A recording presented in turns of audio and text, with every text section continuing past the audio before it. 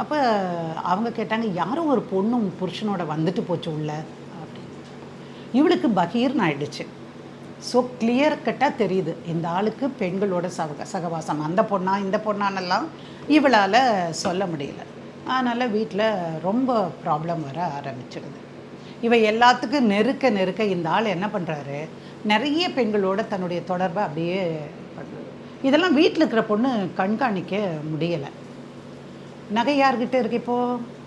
மாமியார்கிட்ட இருக்குது நகை. இவ மாமியார்கிட்ட இருந்து இங்கே வாங்கிட்டு வாங்க அப்படின்னு அவள் சொல்கிறான். நான் வச்சுக்கிறேன், என்னோடய லாக்கரில் எடுத்து வச்சுக்கிறேன் அப்படிங்கிறான். இந்த பையன் நான் கொண்டு வந்து கொடுக்குறேன்.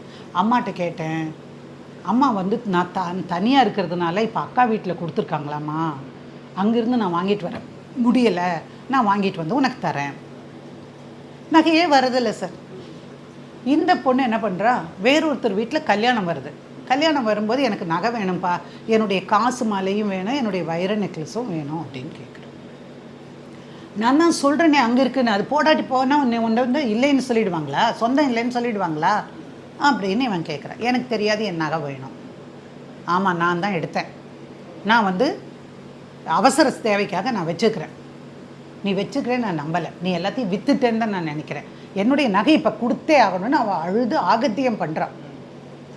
பண்ணின உடனே அவனை இங்கே பாரு, இந்த ரசீதை எடுத்து காட்டி இதில் வச்சுருக்கேன் அப்படின்னு சொல்கிறான்.